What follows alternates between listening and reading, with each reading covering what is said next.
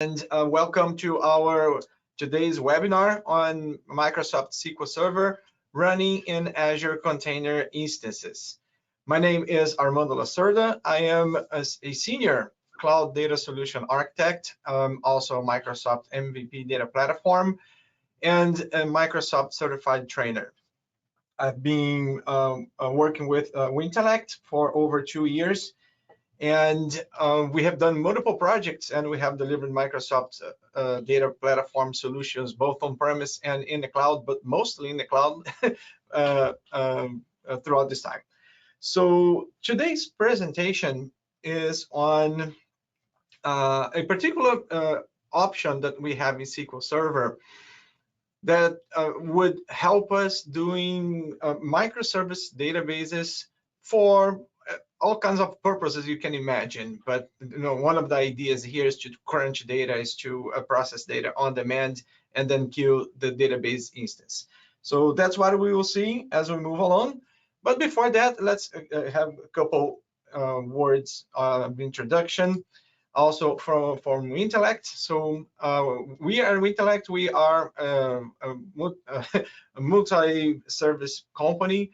We do consulting, we do instructor-led training, and we also do hosting. We manage your Azure environment. We do fully assessment of your project, and we can help you design your application solution, migrate your solution to the cloud and your databases, and that's where I go in. And we also do training, both instructor-led and on-demand. We have a large library of online classes you can check on our website. And we also can help you manage being your cloud service provider, your Microsoft Azure cloud service provider, and help you manage your assets in the cloud. We have multiple certifications from the industry, from Microsoft. We have pretty much all of them. And we also are GitHub verified partners. And we also deliver GitHub official training. We are Intellect. We have a large collection of MVPs, and MVP, like myself, we are awarded by Microsoft with this title. It's not actually a certification, it's an award. And we, people, professionals like you and me, we can receive this title from Microsoft when we get noticed by helping the community, helping the IT community in particular. So at Intellect was formed by people who were great, strong influencers in the community. We have multiple authors, and we almost all of us, the RMVPs here at Intellect, we run webinars like this one here for free for the community, and user groups and conferences all over the world. And you can definitely check us out and check if you have done .NET development for a while. You probably have been through one of these books. We are having this special offering here for you guys who are joining our webinar today. It's a free 4-hour advisory session on Azure or App Dev or DevOps or in data and AI or in mobile development. So in case you have a new project and you'd like to have this 4-hour connection with one of us in our team of consultants, we just browse to this URL, get this special offer, and we will contact you. Some of our team will contact you. All right, so these are the introductions and some of the offerings, special offerings that we have. So let's jump in straight into our agenda for the day. So we'll be looking into pretty much 5 topics. The basics for running SQL Server in a container is based on a feature that was released in SQL Server 2012 for on-premise deployment, and it's fairly unnoticed. People really don't look much into it, because when you are running on-premise, there is the case for it is not that strong. So not that many people know about it. So we're going to start our topics understanding what it is about having compute and storage apart from each other. We do that by isolating the database, and we'll see how to do that in a demo. Then we're gonna go over the concepts of running containers again. And again, we're gonna run these containers in Azure, not on-premise on a local server, but we'll do a Microsoft Container Instance for this demo here, and touch on the topic of having it in a Kubernetes if needed. And then we're gonna see another demo of these things working together, and what will be necessary, what changes would be necessary to have it done at scale in case your compute needs increase. So this is our schedule for the day. Let's go ahead and start on the very first topic, which is understanding the feature about detaching compute and storage. And this particular feature, when it was first introduced, many people, like I said, it went on unnoticed because it really does. You don't see much of a use case of this on an on-premise installation. So what is it about? You are probably familiar with this particular diagram here, right? I collect this diagram from one of the Microsoft website on the documentation. And this is a regular deployment of Microsoft SQL Server. What we see in here, let me use my laser pointer here just quick. And yeah, there we go.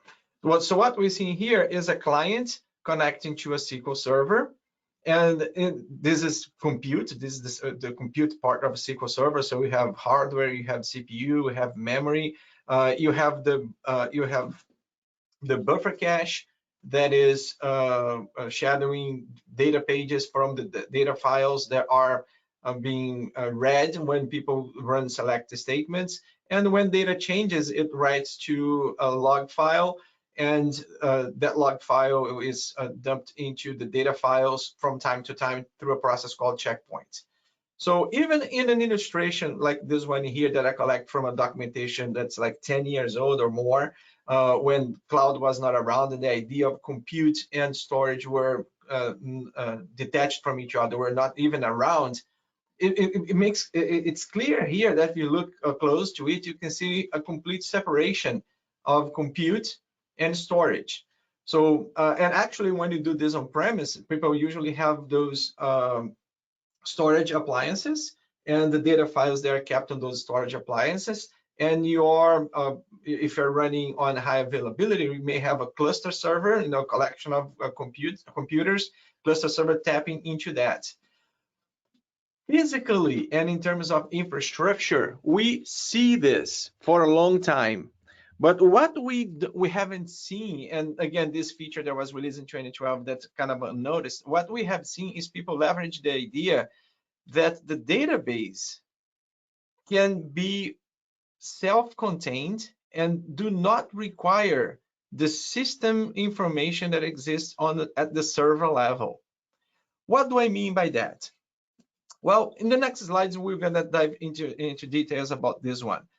But when we migrate to Azure, when you decide to move these things to Azure, we instead of having VMs that would represent both the server side of my high availability cluster and my storage, what I would have in Azure are other options that should be options implementing platform as a service.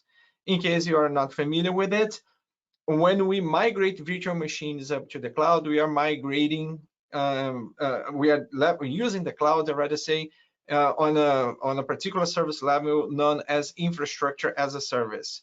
And in Microsoft Azure, the push, the best practice for the most part, of course, everything depends on particular use case, but the best practice for the most part is not depending on virtual machines, because they are usually costly. They cost more than the other option, which is having platform as a service doing the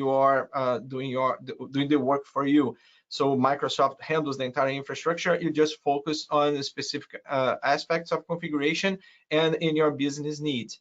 So moving the compute, the server, and could be a VM, but that's not going to be our option here.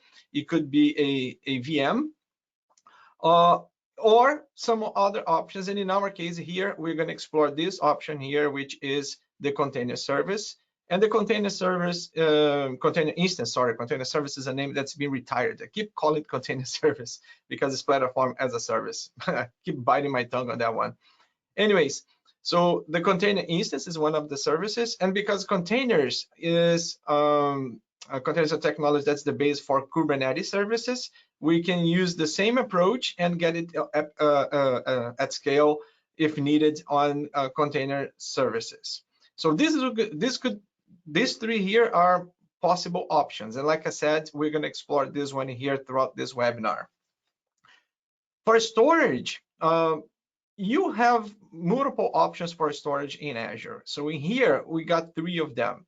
One is the regular storage account, and you could have a blob in there. Blobs are usually not the best option for mapping container instances. Container instances rather work with file storages, so we can use file storages in there. But file shares, not file shares into the storage accounts, file shares. But for high demand, high throughput to the data files, we would need something that would perform faster than that. Then is when we go to the data lake, right? When you create a storage account that has a hierarchical file system, and then in the data lake. So when you do, depending on your the scale, you need to support your data movement in your databases from the compute. You can do container instances with file shares on a storage account, or you could do Kubernetes against a data lake and map the data lake, like map the folders in the data lake into your containers in the pods in your Kubernetes services. So these are your options when you are thinking about migrating and having your SQL instance computes. The actual service running on a compute and where you have the data. As we move along here, we will see this service being created and instantiated and mapping to an endpoint here on the file storage. I forgot to mention during introductions, but if you have questions as we move along, I would ask you please to use the GoToWebinar interface. There is a pod in there specifically for questions. There is one for chatting. There is one for questions. So if you have questions as we move along, you can go ahead and put in there. I'm kind of have that pod open here in another window, and I'll be monitoring it as we move along. All right. So for that to work, for the compute being apart, being separated, being unaware or oblivious to the data store and the database that I'm connecting to, in a sense that I can connect to any database at any time, I need to implement that feature that was released so long ago, almost 10 years ago, that will isolate the database, that will make the database work. So let's understand what is in play here and how we configure that. So I'm assuming you are familiar with SQL Server authentication and authorization process. So just briefly here to get everybody on the same page. In SQL Server, when you deploy a SQL Server on-premise in a regular server or regular virtual machine, what you usually have there is the server instance and multiple databases to that server instance. And in order to connect to one database, you need to have a SQL login. With the SQL login, you are able to authenticate on the server, and then that SQL login will be connected to database users. And this database user will have permission on the objects in that database. So a SQL login could have access to one database and not to another database. In this picture here, the SQL login has access to both databases, and these two database users here are connected to the single SQL login, right? Now, what is important to keep in mind in this one here is that the dependency of the database user to the SQL login. And the SQL login, this account information, does not exist in the database. It exists on the server level, right, at the server instance, but it does not exist on the database. What happens in here is, if I have, because I'm going to have compute running on a container instance, each container instance will be one database, one server, one SQL Server instance in itself. And I can have as many as I want, right? In order to maximize my parallelism when dealing with user requests. So I can have on demand as many server instances as I want using either Microsoft Container Instance or the Kubernetes service. But the problem is, the container instance is just the server. It doesn't have a database. So if I am to work with this database here into another server, then we get a very well-known problem, which is orphan credentials in a database. Because this database user here, that was here, moved into this server here, or this container instance, or this container in a pod in a Kubernetes, it moved over here. There was a link in here say, hey, I am connected to this login. Now, this guy is not the same. It's another server. It's different. They don't have the same grid, the same, they don't have anything in common. So now this guy here is orphan, and I cannot connect to this database from this instance, unless if I do super administrative accounts, and that's not a good practice at all, right? We don't want to do that. So the standard way of how things work in terms of authentication in SQL does not support separating compute from storage. What we have to do in order to fix this environment and be able to do what we want to do, to implement what we want to implement, which is having a database being connected to any compute instance at any time, and time it's needed, is using another approach to the database called the self-contained database. With the self-contained database, what ends up happening here in the self-contained database is the users in the database will have their own authorization process validated in the database itself. So if it's a SQL login, the username and password will be in a database, not in the instance as it's used to be. If it's an integrated authentication with Azure, with Windows Active Directory, if this thing was deployed on premise, then again, that connection to the principal, to the user principal in Windows Active Directory will be here. And if it is in the cloud, but cloud authentication is not supported in container instance yet, I'm not really sure if it's in the roadmap or not, but if it was in the cloud, if the cloud it was Azure Active Directory for container instance, which doesn't exist today, it would also be in here. So my SQL authentication always goes in here, right? It goes into the database. So when the database moves to another compute controller, right? Another compute, another server instance, I just need to attach the database, and the problem with orphan credentials will just not happen, will just not exist. So this is what this is the prerequisite, if you may, to have your databases being supported in a container instance, because the container instance is just the compute. Having the database persisted is the trick in here, and have it accessible and be able to authenticate and connect to it is the trick here. So how do we do that? Let's take a look. Let me switch here to my browser. Here's my browser. And let me reconnect these guys. Okay, this is my PowerShell, my Azure CLI. Let me go around here just quick with you on the resources I have created for this webinar, so you can kind of get an idea of what we're talking about.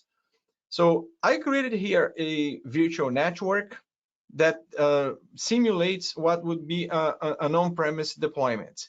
And on this on-premise deployment, I have two SQL servers. I have SQL Server 1 on this VM here, and I have SQL Server 2 on this VM here. Both servers, I'm already connected to them here through Azure Bastion on my web browser here, and I have access to both servers, and I'm gonna run some of my demos here on those servers. I've also created, it should be here somewhere. Yeah, I also created a Azure Container Registry, which I'm not going to be using here, but it's here just for you to understand that it's a possibility on your design when creating a solution using our SQL Server in a container instance. I have it there, and it will show up here. Let me see. I thought it would be already there. No, I deleted. Yeah, and the Microsoft Container Instance will show up here as we move along and create it. So this is the environment. Right? We have an on-premise network, and we are going to have databases in there, and we want to move that database to the cloud and have that database assisted on the fly, on demand by SQL instance when a particular process is needed. Of course, this is not for OLTP scenarios where you're querying the database all the time. This is for more for microservice disconnected or ad hoc queries or not frequent queries, batching processing with SQL Server backing everything. So back to the subject. In this particular server here, I have two databases. Again, regular databases. If I right-click on this guy here and look into properties, if I look into the options of this database, you will notice here that there is this line called Containment Type. And let me switch this guy here. Come on, there we go. There is this thing here called Containment Type. And right now it's set to none, because it's when you create a database, that's the option you have, right? You have to, it's the default option that comes with database creation. The database is to work on that traditional format we have just learned. So if I want to have a database that I can connect or attach to any server at any time, what I got to do is when I create the database, I have to go contain self-contained database, and go into this option here and change this one here to partial. So containment type partial, you can check the documentation for the details there. There are two models. It can be fully contained, fully self-contained, or partially self-contained. But partial self-contained is the only model they support. So I don't know what they have done that, but it's what they call it, partial.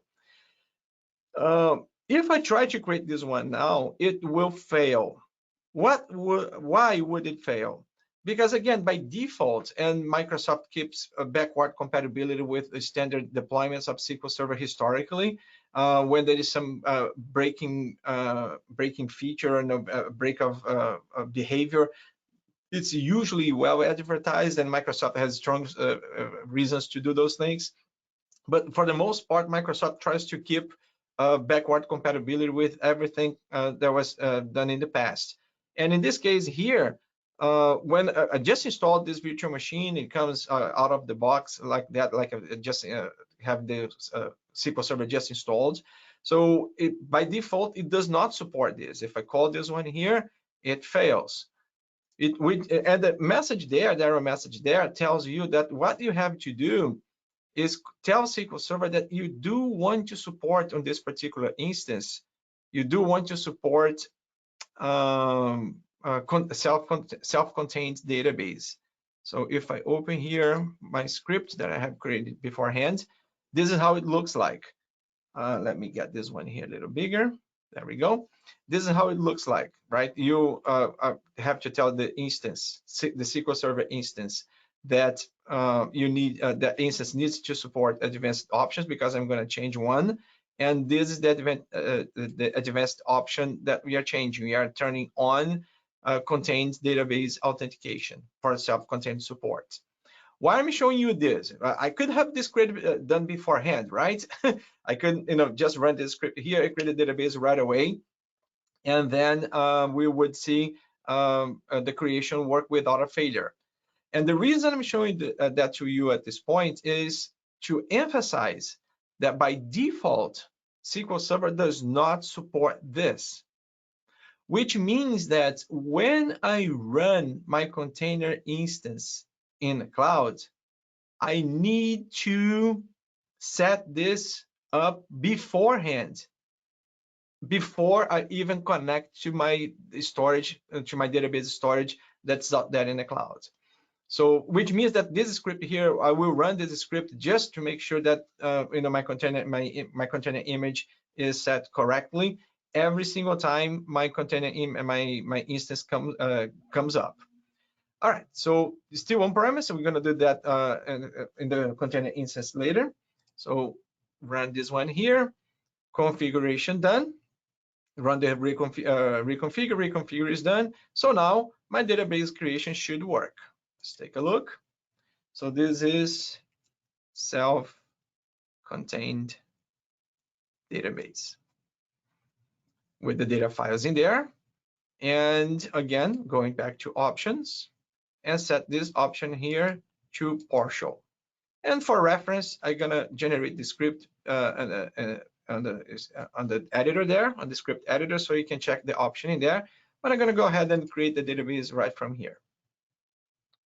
All right, so there we go. Database created, self-contained database is there.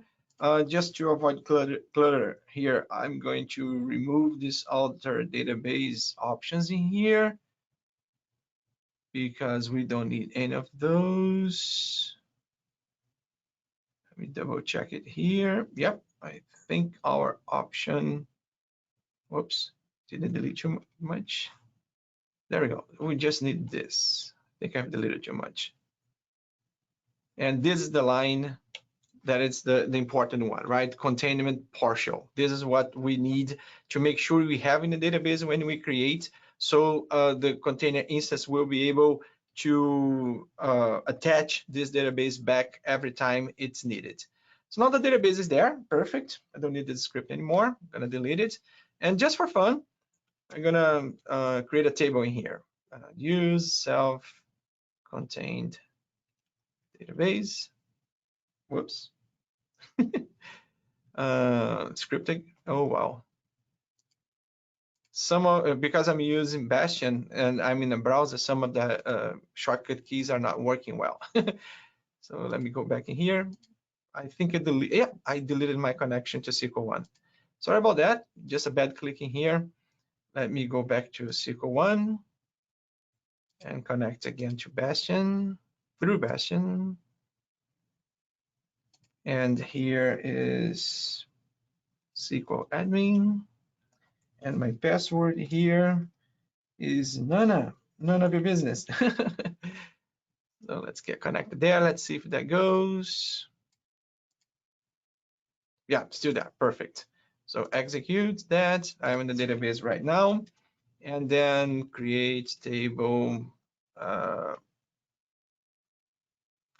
my table with column 1 integer, just one column there, just for fun, just to have something in here. Go and insert into my table values. I cannot type. About 1,000 times, and add those rows in there. Oh, I did not create the table. Execute, there we go. Now you add it. Rows inserted. So now my database got some data, and I'm ready to get that database up to the cloud, right? My table is there. So the way to do it is, I just need to tell SQL Server, hey, I'm moving this thing to the cloud, so just detach it from the server. So I'm going to right-click this guy here. There is a task in here called detach, and that's the task that I mentioned, that if you do it without self-contained databases, when you reattach to any other server, you are in trouble in terms of permissions and authorizations. You have to deal with a lot of orphan database users. But in our case here, we really don't care, because this is self-contained, so there will be no orphan database users. Talking about orphan database users, before I do that, I also need to create, what is that script? Sorry, 1 second here.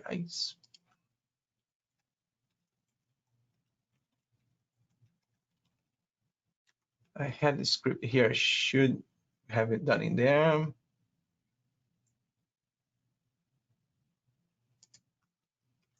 1 second, folks. Sorry about the mishap here on my script.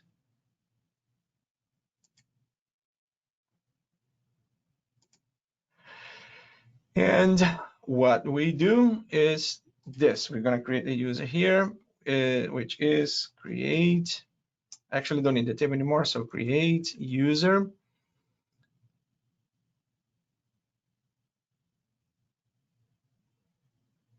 Create user, my user for this database.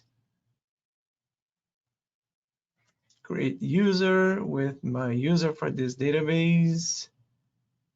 And I do need to, there we go, supply here the password with password. And let's have a password here, some random password. Let's get some password in there, some random password.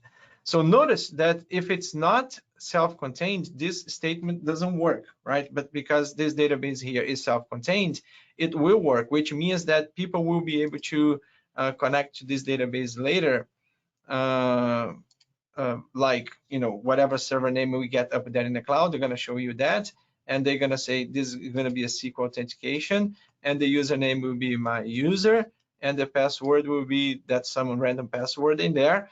And very important for this thing to work is in the connection string, I have to say that the database I'm connecting to is whatever database name it is, self-contained database. Because if I don't give the database name, the SQL Server will not be able to check the existence of that account, because it doesn't exist at the server, it exists only at the database. So you have to tell which database you want to connect to. It's not optional anymore, otherwise you would get to master, right? Now it becomes mandatory. So now I have the database in there, I mean the database user in there. I'm good to go. I can close the script. Actually going to keep it here just for reference for the passwords, because I have a habit of forgetting passwords. And now we do that detach.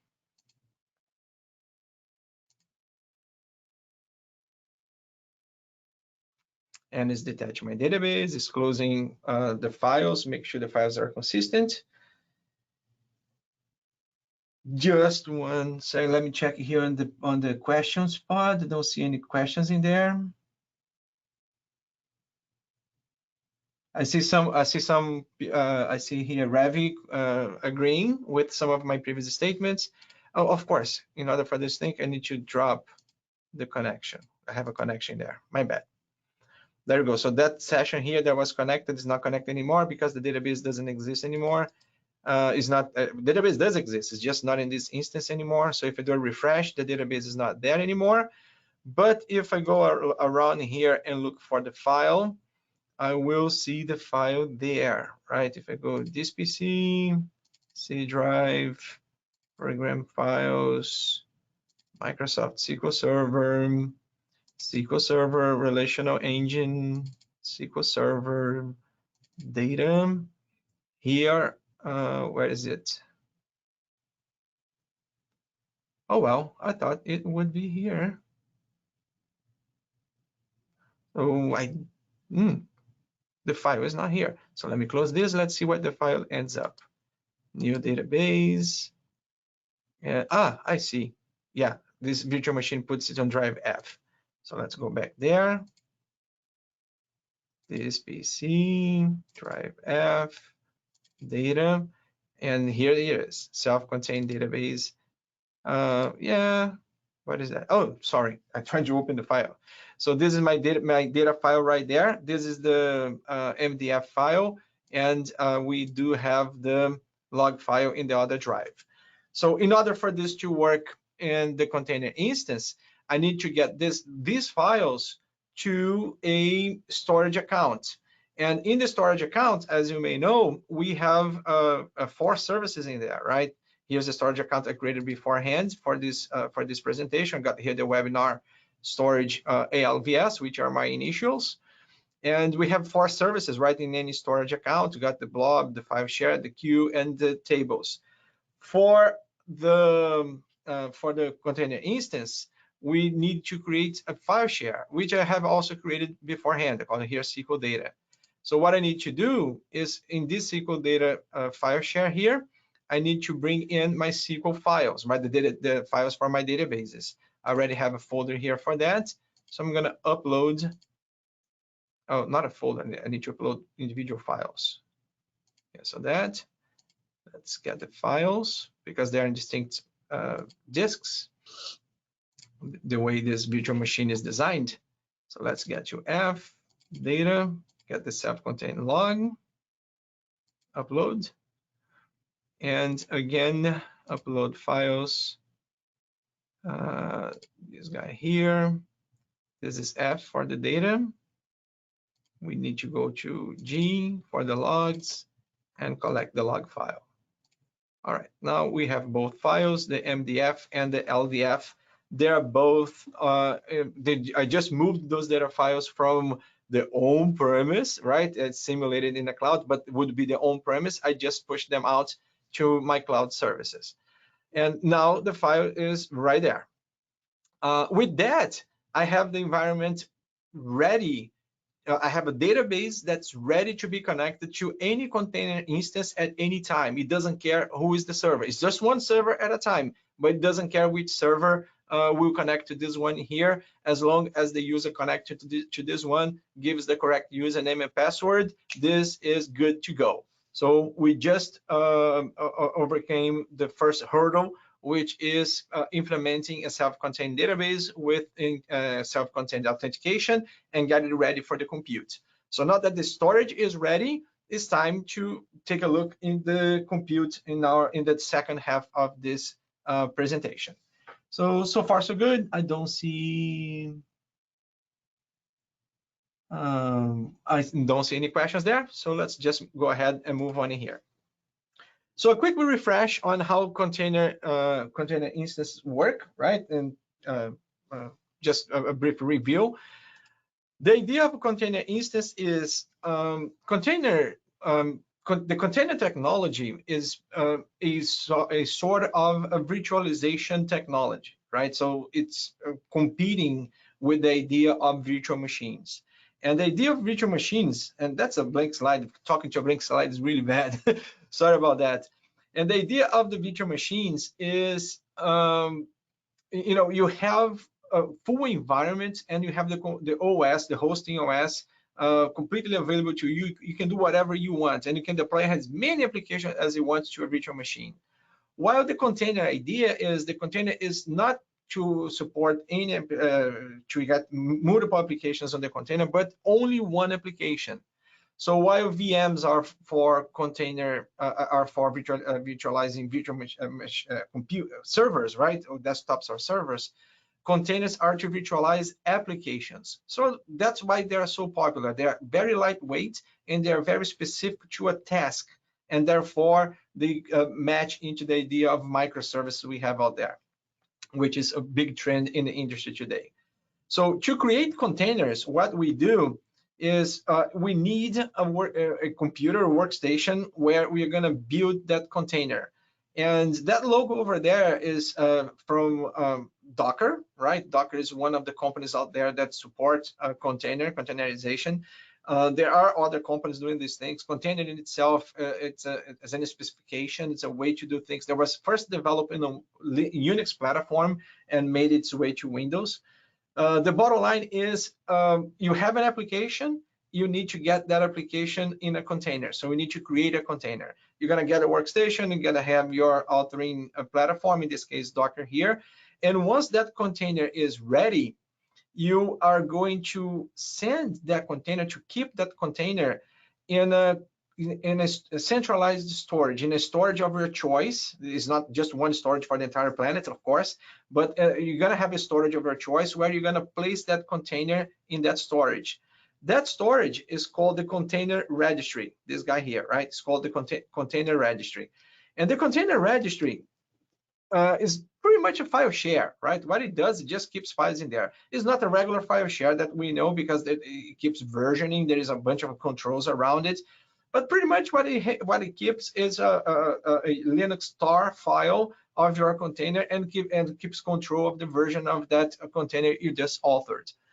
So your interaction with the authoring workstation and the container registry is either you create and upload, or, which is one of the biggest benefits of container service, of the container technology, is you can download one that someone has already created, you can customize it, and you can upload your own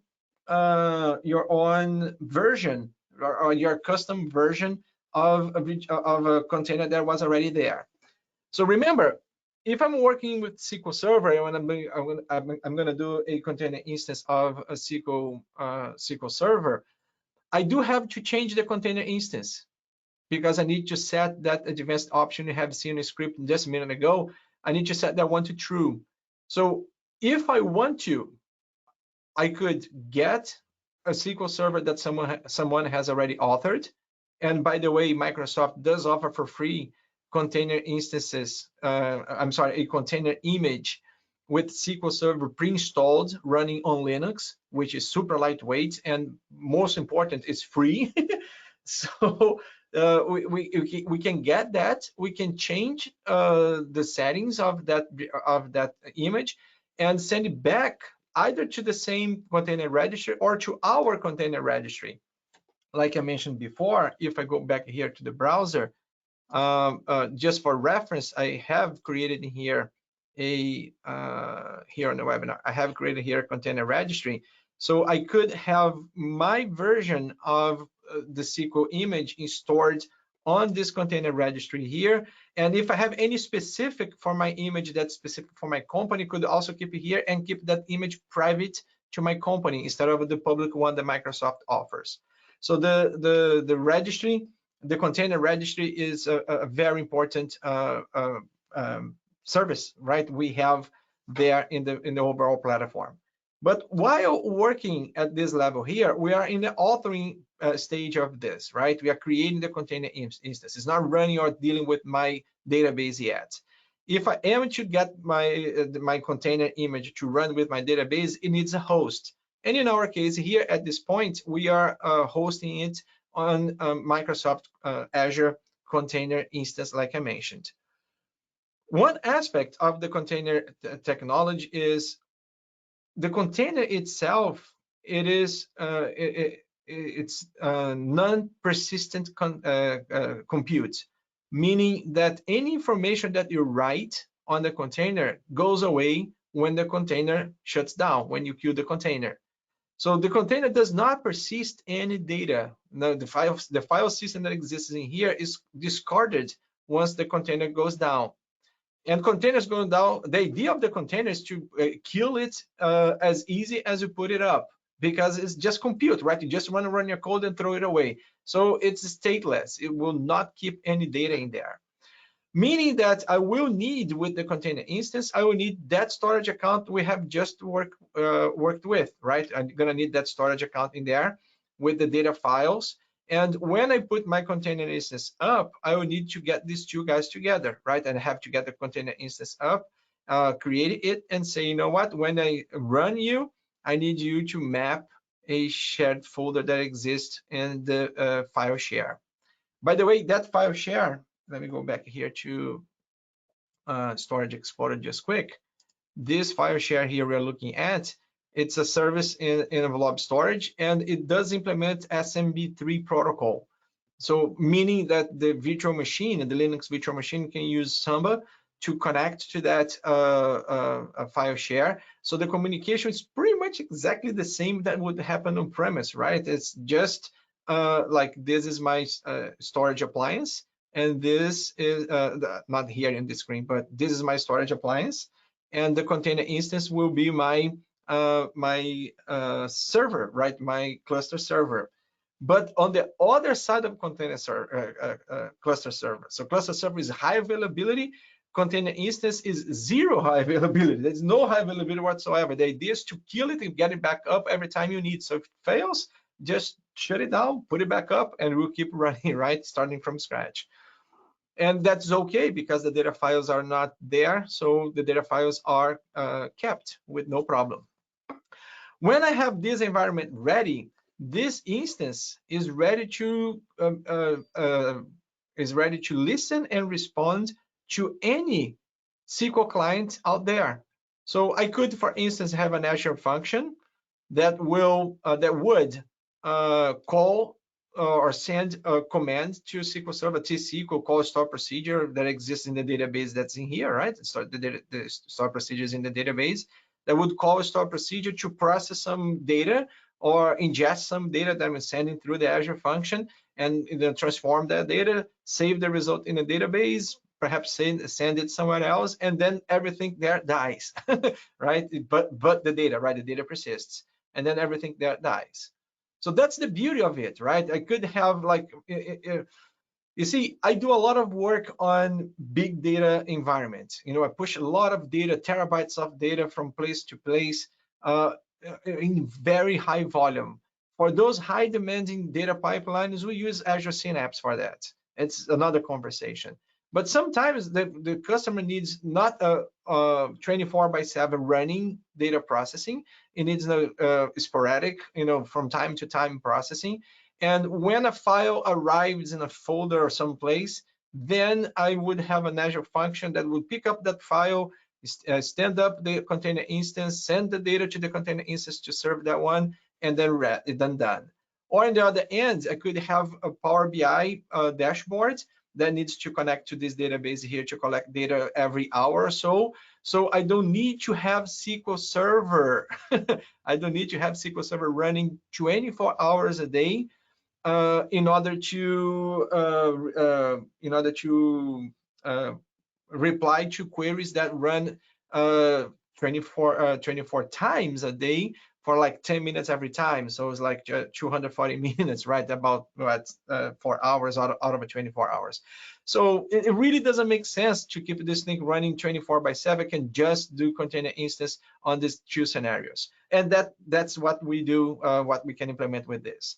So just as a refresher, you get an image, you change your image and put it back, container image, and put it back in a registry.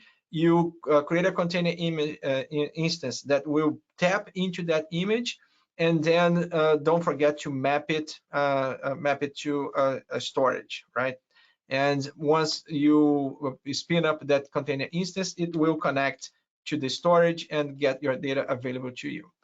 So let's see how that happens. Before I go there into the script and wrap up our demo, we are about 10 minutes to wrap it up. Before I go there and wrap this demo, just for your reference, this left side here is development and authoring. This side here is kind of production, right? You're doing production. So I will not be demo this side here. I will be demo this side here just for the sake of the time. And the container image I will be using is the container image that's supplied by Microsoft, right? So it's always the latest update of SQL Server, which is super cool. I don't have to worry about applying cumulative updates to SQL Server. Microsoft will do that for me. I just leverage it when it's there. So let's see how that works. Back into my environment here. So the first, the trick is super simple. Here is the script. It's a prototype of the script. It's not the full thing, but it's just a prototype of the script for you to follow. And this is done in this particular example here. I have done it using Azure CLI, right? Not using PowerShell, but using Azure Bash CLI.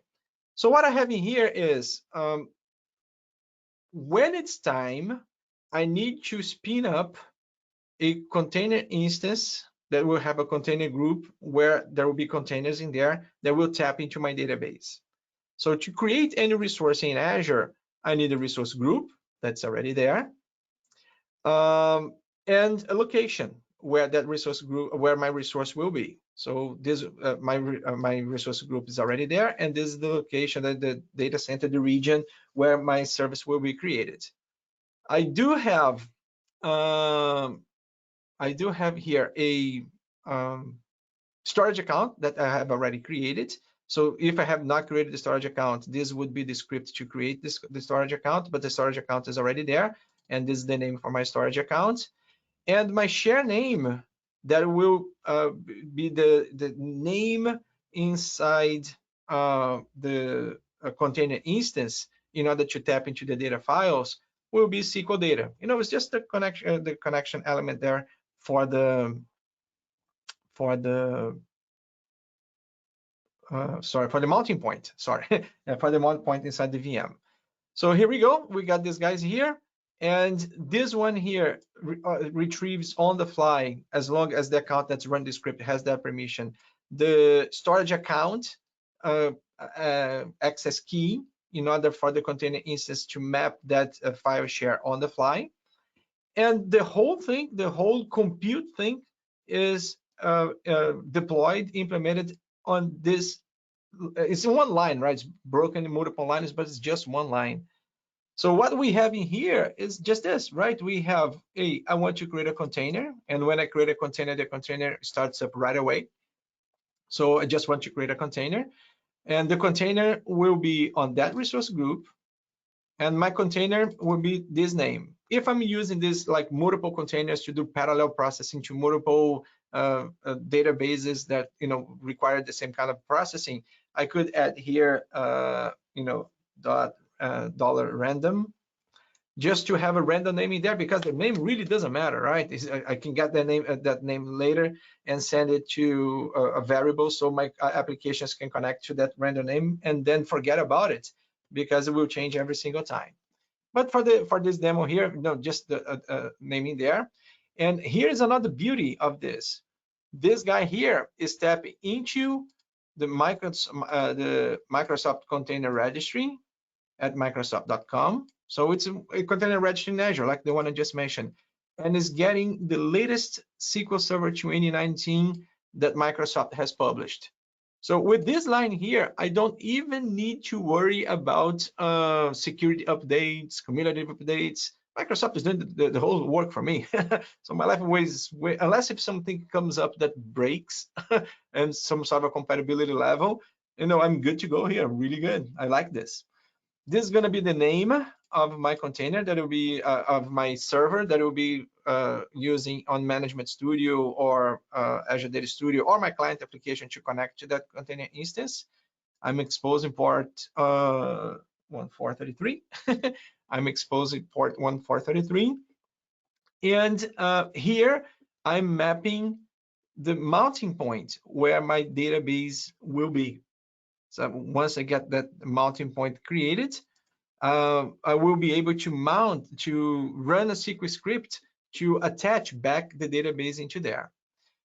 This is kind of a procedural thing for the container instance.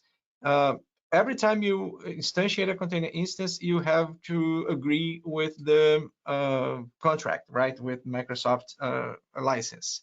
And in this case here, for this container image, the container that's in there, it's a regular standard one, which means it's free, right? The license there for the container instance is free, and it's running Linux. Linux is also free, so I don't pay license for software on this one here. I do have other options where license would be required. And the password here is the password just for that instance at that moment. I could also create a random password in here, parameterize it, and get it done. So this is the script. I just read the script with you here, so you could see the script going. And after running this, and again, I could have an Azure function that would put this up before Power BI refreshes the dashboard, or before or just after a file has arrived with new data, and I have to run an ETL that will read that file and store into the tables. So I can get it up and running on the fly, which I will be doing here right now. Let me make sure I save this guy here. And where is it? Share name, the SQL data.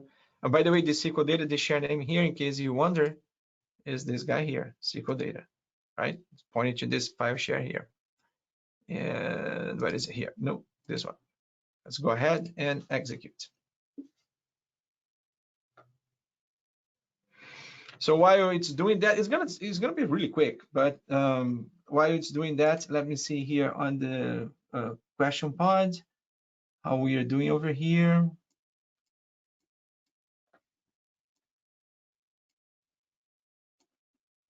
There we go. Back to the screen here. Let's see. From top to bottom, let's see. That one was not a question. This is a question. Is it possible to use Azure Active Directory authentication to log into a self-contained database? Yes, it is, but container instances do not support that yet, right? But in other platforms, if you're doing VM, for instance, you can do that. Next one here is, if a container goes down, how does a new one gets created? It's automatic. The container instance service, if the container is running and it faces any issue that it crashes, you know, a hardware issue, whatever it is, if it's any issues that it crashes, then your container instance service will put it back up automatically or automatically and will pick up from that. But then you have to issue the query again, right? Because your application will lose connection, and your application must implement some retry logic to run the statement again, because the previous one failed, the instance crashed. Is there an orchestrator? The container instance is a very simple, small orchestrator, very low profile. It doesn't scale super high.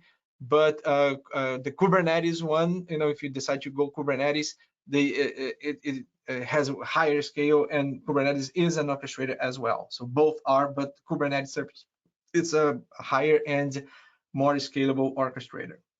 That was from Ravi. Another one I see here from Keith. How long does it take for a SQL Server Container Instance to spin up? You're just saying it. You just done in here. See, it just came along. It's already there. So how long did it take? A minute or two, right? It can vary from a few seconds to up to 5 minutes. There is no SLA to get this thing going. So to get the container instance, run your SQL Server up and running, it's one of the drawbacks of this technology, because there is no time guarantee. If this was on a server on premise, it was a second, right? But in Azure, when you have to spin up the container instance like this, it will not take a second for sure. Will take a little longer, like you have seen here. Just you know, it can be up to 5 minutes, is what they say in the documentation. So that was the question from Keith. I'm gonna mark it here, so I know there are 3 more questions in there that I will, 2 more questions actually, that I will go back to it later. So my container instance, it was just created. If I go back to the portal, back to my resource group and refresh this resource group here, I should see my container instance here somewhere. There you go, again, right here. Azure Container Instance, it's right there, and seems to be running, right? It says it started in here. If you look into the container looks, actually is waiting, it's rebooting. Start container. Oh, it has tried my container a couple of times, and of course, things have to fail during live demonstrations. Seems the container is having a hard time to keep it running. Previous state's terminated. Now it's waiting on something and it's trying to restart. So something went bad and get it there. We'll see. With the container up and running, as you guys know, we need to connect to this guy. The name I have given to it, FQDN, is this one here. So I'm gonna copy this URL in here, And I do have in my SQL Server here, I do have Management Studio. So I can go ahead and kind of try to connect to that guy over there.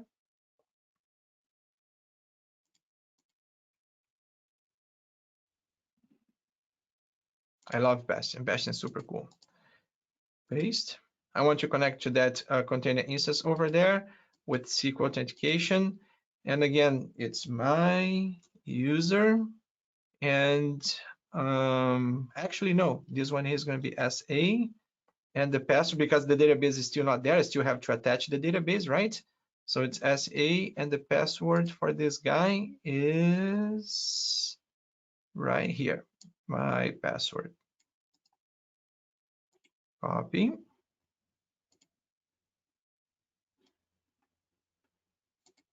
And paste.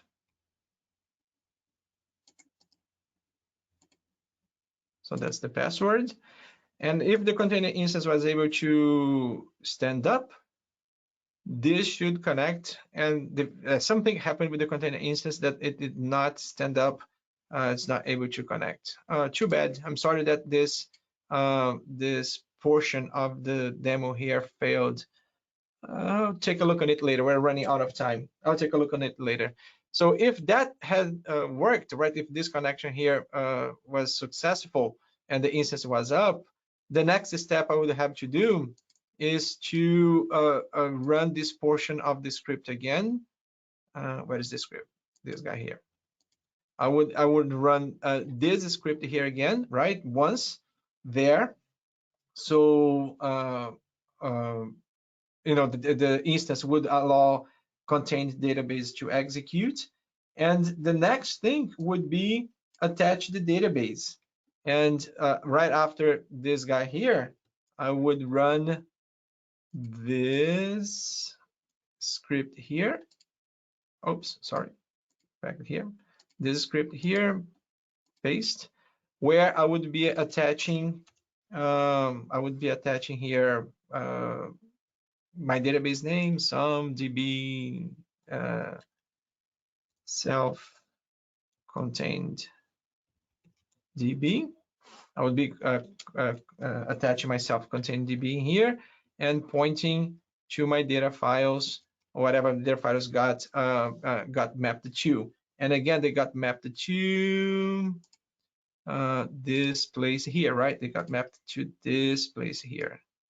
ACI external data.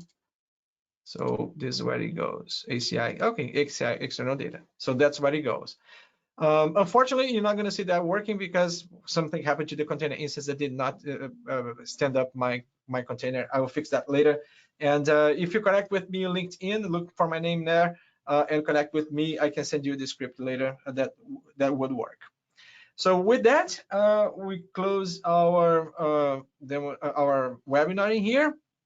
The last portion here, just for reference, is if this is a very small container instance, can have up to 4 vCores, up to 16 giga RAM.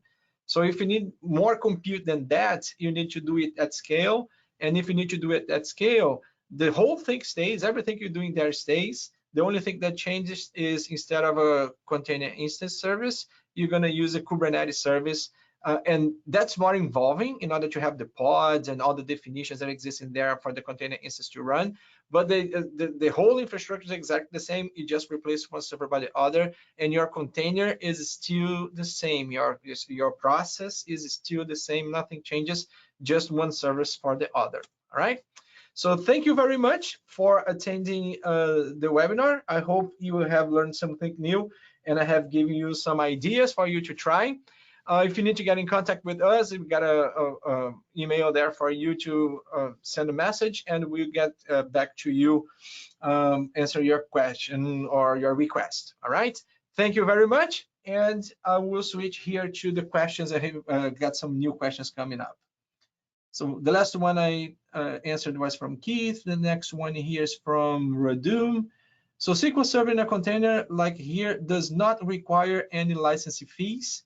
The license model for container instance, licensing is a science in itself. So you always have to check license with Microsoft, and how your company has an agreement with Microsoft. There are multiple variations of license. In general, for container instance, if you are using a SQL Server on Linux, it means that Microsoft is giving you a license for free for 1 year for production. So you don't have to license SQL Server for the container instance. And Linux is for free too, so you don't pay for that. You just pay for compute, right? The actual service, you have to pay for the service, so we pay for compute. But there are variations of this. If you use another image, or if you in your environment elements you decide to spin up an enterprise version of SQL Server instead of the regular standard one, then license fees may apply. So for license, always check with Microsoft. But there are options where it can come for free. Another question from JM. Would you recommend using the container instance for databases that are memory and IO intensive? So if you have something that is intensive, like you say memory is fine. You have 4 cores, 16 gigs. It's a good ratio of core per gig. So memory wise, no big deal. If you need more memory than that, if your memory intensive includes volume of data, right, that you're placing memory, then a container instance does not support you. The maximum you can get is 16 gigs, like I said. So then you would have to go to Kubernetes. In Kubernetes, you can have a container, a pods that would have a pod with a larger profile that could run your container with way more memory. For I/O, the file share in Azure, on the storage account, it is throttled. And if memory serves, I think it's 50 or 60 megabytes per second. Just for reference, is less throughput than a USB 2, not USB-C, the previous one, USB 2, right? It's kind of slow. So it's not a good option for IO intensive. I did get a lot of a throughput, with that throughput dedicated to a single database, not shared among any other database. We usually get good throughput, reasonable throughput, but if something really intensive, then you're probably going to be disappointed. Ravi, thank you for attending. Appreciate the note in there. Fabian asks, can a Docker container run on-premise? And if so, why someone may want to do this? It's because, everything I have done here in this demonstration, you could run on-premise. But the whole idea is I'm running my things in the cloud because I don't want to, it goes into all the benefits of running things in the cloud. So, I don't have to have a server for that. I don't have to have, a data center where that server would run. All the operational costs are in the cloud. I don't have to keep the hosting or environment that's running my container instance up to date. Microsoft has done that for me. So all the infrastructure management is oblivious to me, or to my company, right? In that case, I just pay for the subscription. So all the capital expenses are gone. It's just operational expenses, and they tend to be way lower than running on-premise. So that's why we do this to multiple clients. Ravi, all right, I'm glad you liked it. Thank you very much for the feedback. Thanks for the notes, Fabian. Thanks for enjoying the webinar. Thanks for the feedback. And the last one here, what happens when 2 or more SQL containers try to access the same database files? Great question. The first one will succeed, everybody else will fail. Because SQL Server does not share data files, right? SQL Server gets a hold of the data file. It's for the SQL Server itself and that instance and nobody else. So you cannot have multiple container instances to the same database. That's not supported. The idea here is not to have parallel servers going to the same database. The idea here is you get a server instance running on the fly when there is a request to be assisted by that database, and then turn it off and you save on compute. You don't pay for the compute when it's not needed and things like that. All right, so that was it. How does it handle? Okay, I'll just answer that question. All right, so I don't see any new questions in the queue. I think this is all for today. Once again, thank you very much for attending the session, and I see you in the next webinar or the next user group or the next conference out there, either virtual or in person. Enjoy the rest of your day, guys, and goodbye.